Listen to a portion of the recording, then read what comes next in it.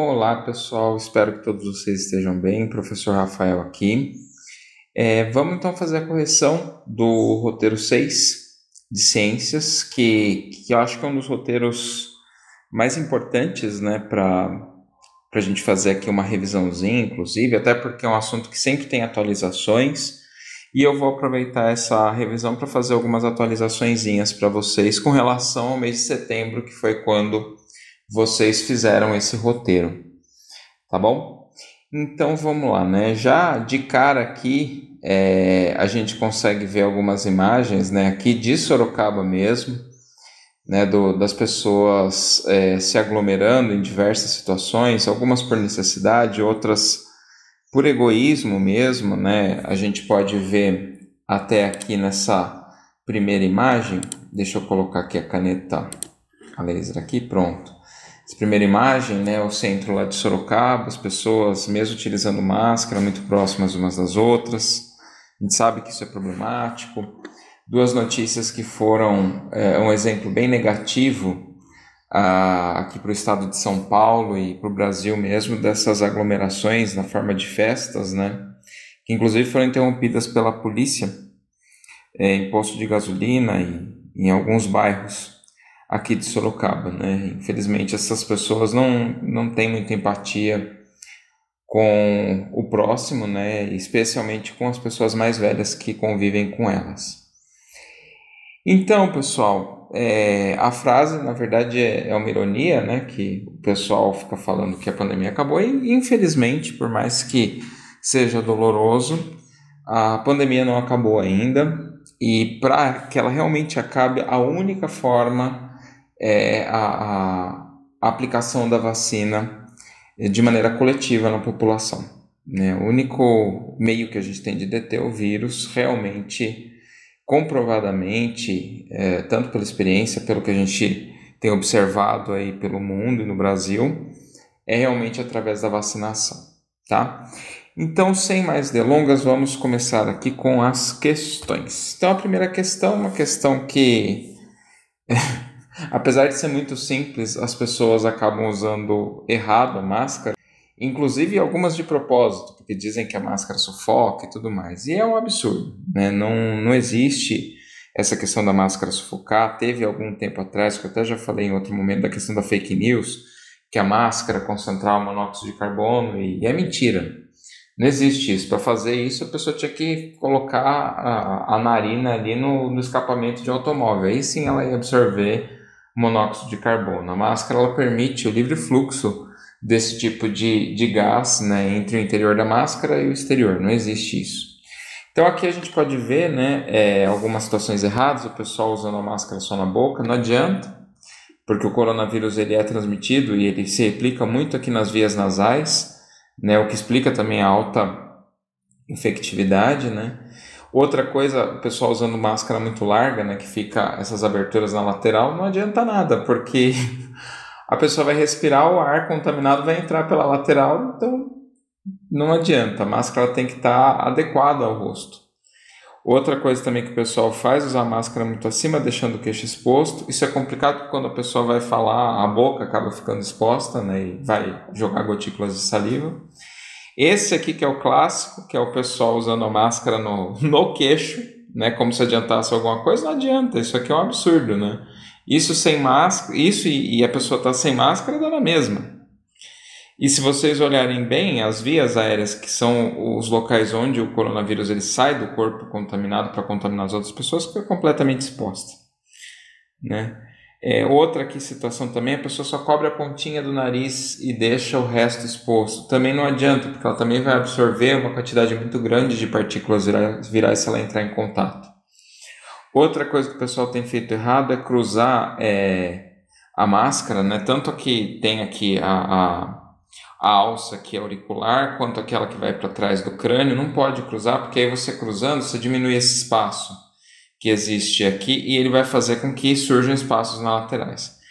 E essa daqui que vocês já viram, né? Infelizmente, várias imagens aí dos nossos líderes, né? Usando a máscara pendurada na orelha, né? De maneira bem inadequada. Então, vocês já sabem que máscara na orelha não funciona, né?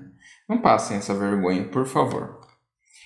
E aqui, né, como que a gente manuseia a máscara, né? Sempre antes de tocar na máscara, tem que se lavar bem a mão, e também a mesma coisa depois de tocar na máscara.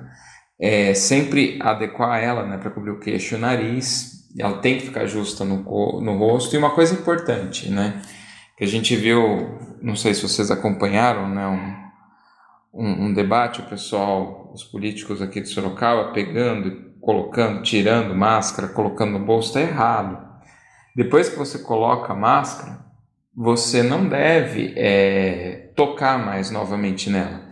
Se você toca na área ali de filtragem, você acaba contaminando a sua mão, porque os vírus eles vão estar ali na área de filtragem. Se você colocar a mão no olho ou depois colocar a mão no nariz, depois de ter tocado a máscara, então a maneira mais adequada, né, de tocar a máscara é pelas alças, porque ali você não tem a filtragem do ar. E isso vai facilitar com que você não tenha a contaminação das mãos. E obviamente, depois de usar a máscara, é importante higienizar a mão ou com álcool em gel ou lavando as mãos novamente, né? Porque se você tocar na máscara e estiver contaminado e tocar em outros objetos, você vai passando o vírus, contaminando os outros objetos com o vírus que estava na máscara.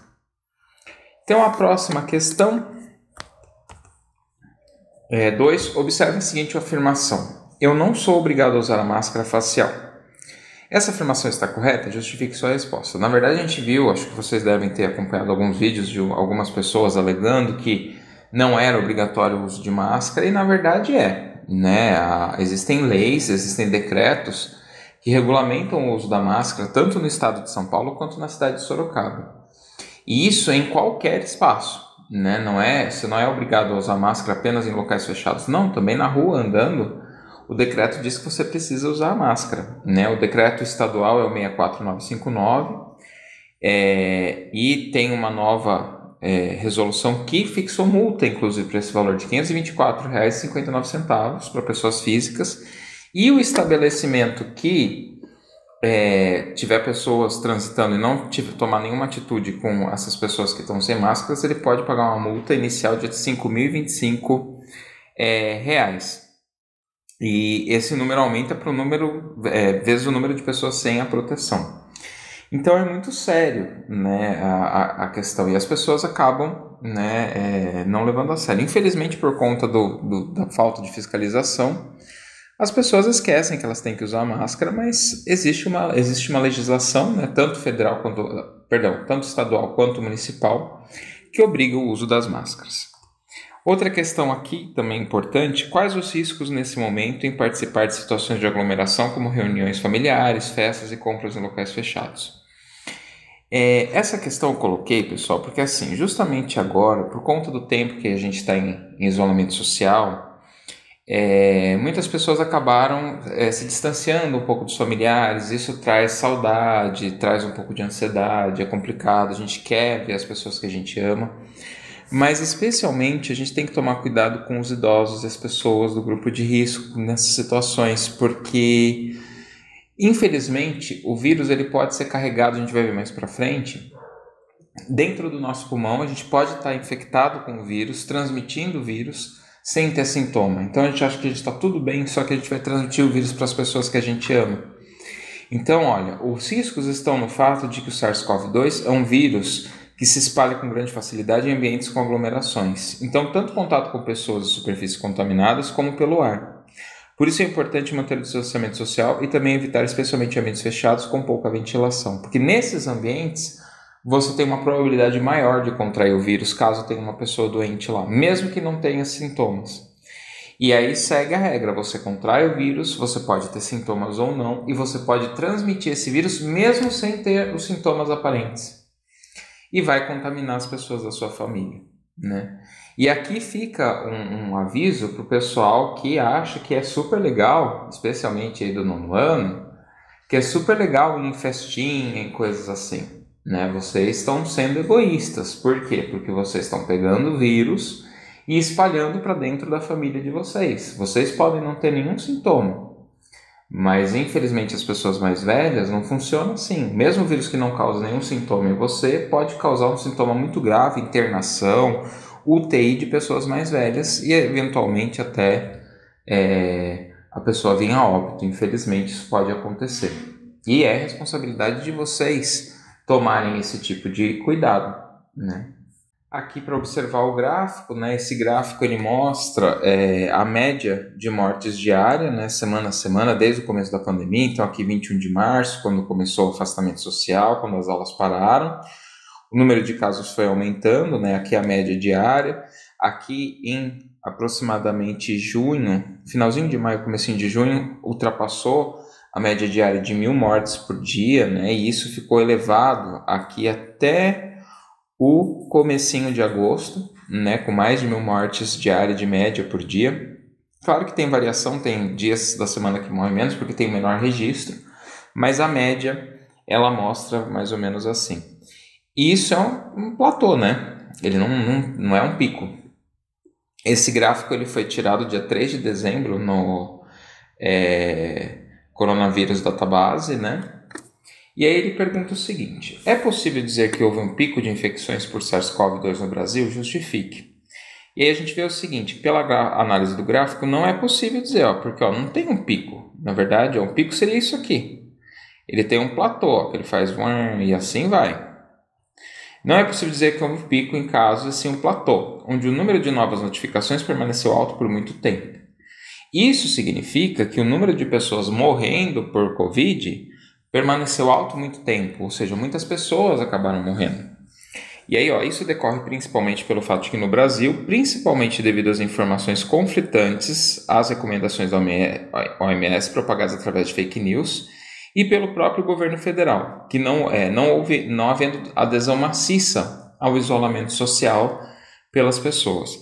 Então, lá no começo da pandemia, quando veio informações truncadas, quando vieram pronunciamentos absurdos falando que a pandemia era só um resfriadinho, uma gripezinha, e todo mundo viu que não é, que é uma doença muito mais séria, muito mais severa, isso fez com que no Brasil os números mantenham-se altos até hoje, né? E aqui só algumas imagens para vocês verem, né? Aqui foi próximo do feriado de 7 de setembro, né? As praias superlotadas. A imagem aqui do centro da cidade, quando reabriu, mostrando aí a falta de responsabilidade das pessoas. A gente sabe que essas imagens são imagens da época da pandemia, que a gente vê algumas pessoas de máscaras e tudo mais, né?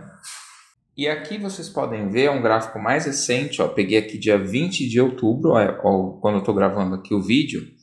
A gente consegue ver realmente que essa média de mortes ela tem uma queda, né? A partir aqui de setembro ela começa a cair, sobe de novo, mas depois volta a retornar à tendência de queda.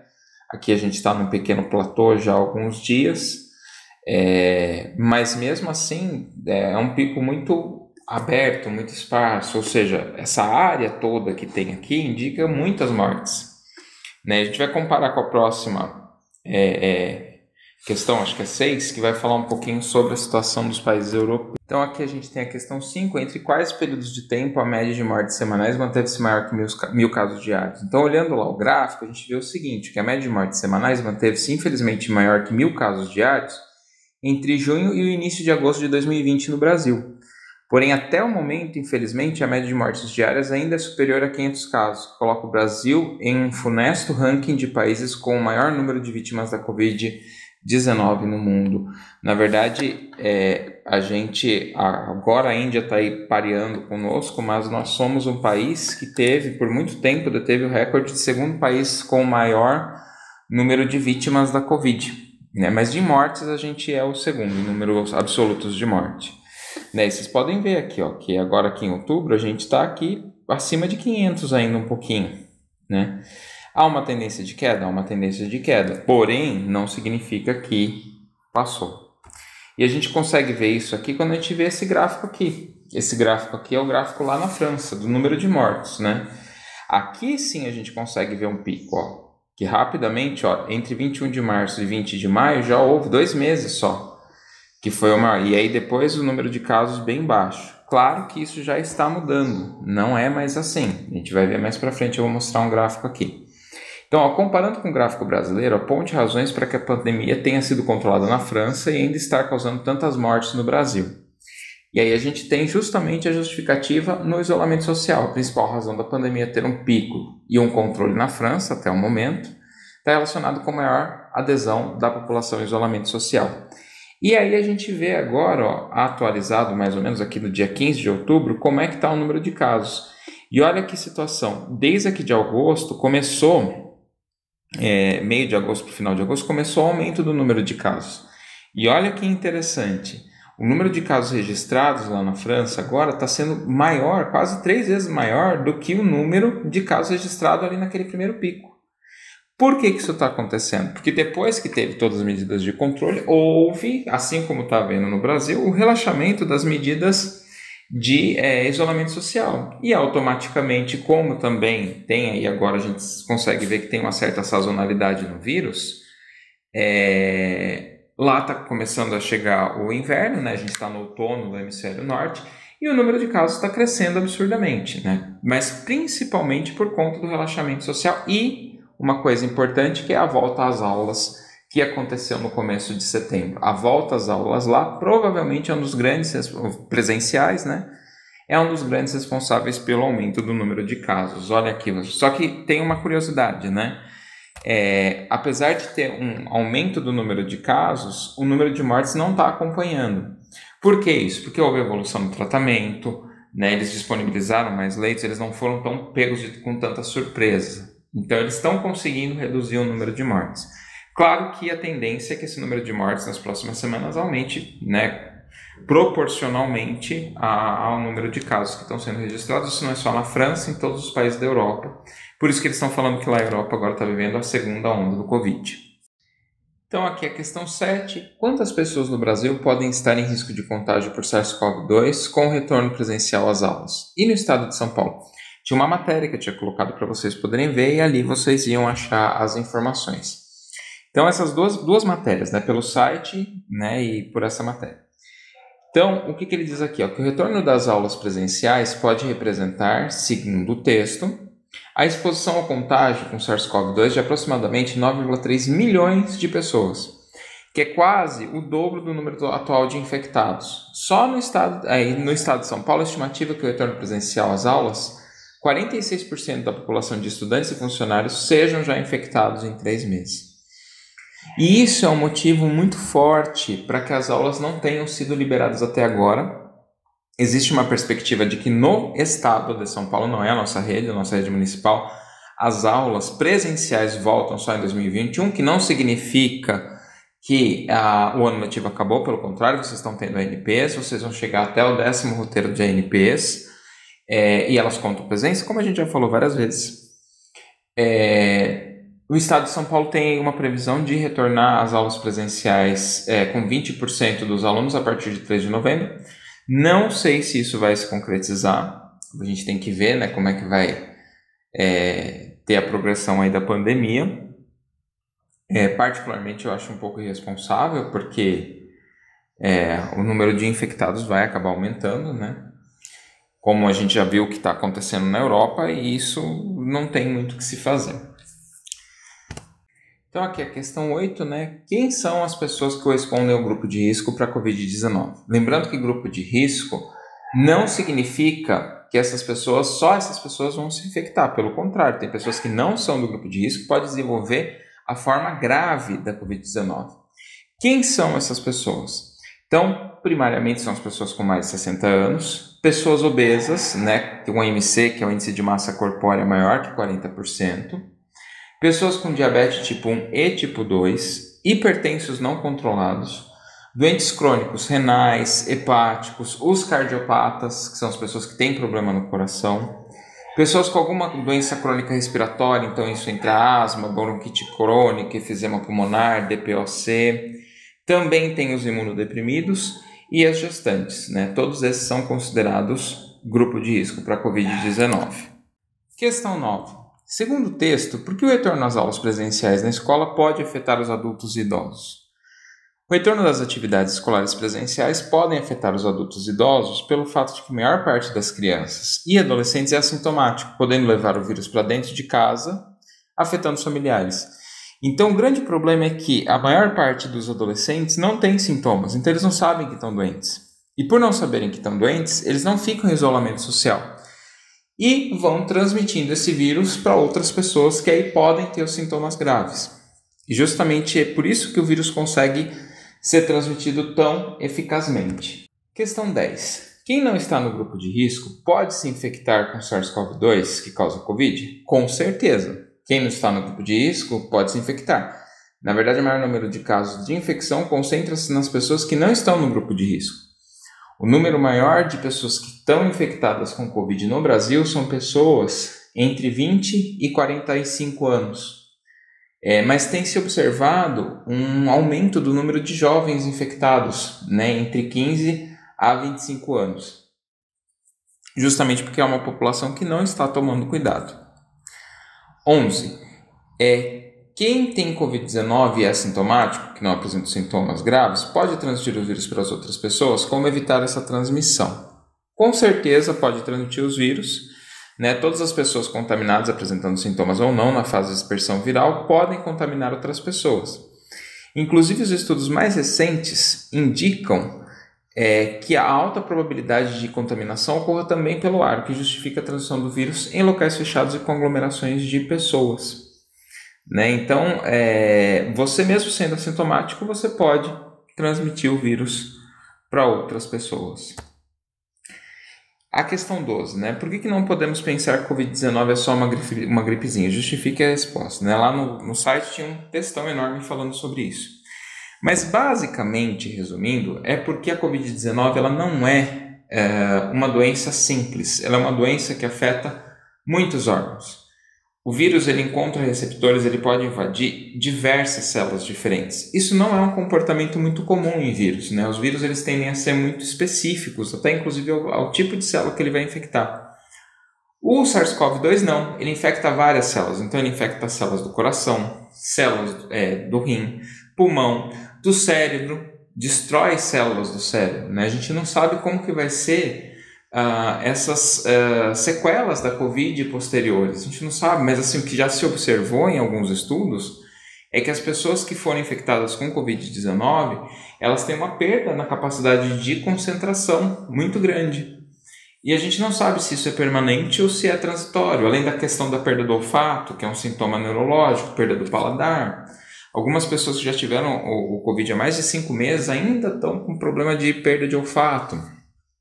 Então, isso é uma situação que é muito mais grave, inclusive, do que uma gripe, né? E a gente não sabe como que vai se manifestar. Cada pessoa vai ter uma manifestação diferente, né? Então, aqui a gente vê essa imagem que eu coloquei, né? Na luta contra o Covid. Olha que o número de dias que essa pessoa ficou internado na UTI, né? Então, assim, nenhuma gripe, nenhum resfriado faz esse tipo de coisa, pode fazer esse tipo de coisa com as pessoas. Então, é uma doença mais grave. E a questão 13, que é uma questão que eu deixei aberta, né, para vocês fazerem, no mínimo 500 caracteres, que dá mais ou menos 2 parágrafos, né, explicando por que a gente não pode considerar que a pandemia já acabou. E os motivos são muitos, né? Não dá para considerar que a pandemia já acabou primeiro, porque ainda a gente tem muitas vítimas, um número de mortes muito grande, um número de infectados muito grande. Diariamente a gente está na média entre 10 a 20 mil infectados novos por dia. Então isso não indica que passou. Pode ser que momentaneamente uma situação mais ruim tenha passado, mas a nossa situação ainda é muito ruim. Se a gente comparar ali com a situação, por exemplo, dos países europeus, que agora estão vindo uma segunda onda, eles ficaram em meses com uma quantidade de novos casos e mortes muito baixa em relação a nós. Né? Nós perdemos muitas vidas, nós perdemos 150 mil pessoas, mais até agora, a gente está chegando aí próximo, acredito que dos 160 mil por agora. É muita gente, pessoal, é muita gente. Né? Pode parecer pouco em relação ao tamanho da população do Brasil, mas para quem perdeu um familiar, uma morte já é suficiente para mostrar a gravidade e como a gente tem que cuidar.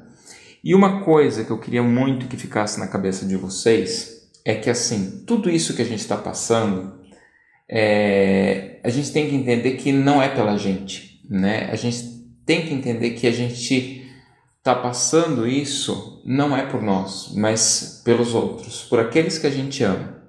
Se a gente fica em casa, a gente fica em casa por aqueles que a gente ama. Se a gente entende a importância de ter as medidas de prevenção, é porque a gente entende que se a gente não se infectar, a gente não vai infectar outras pessoas.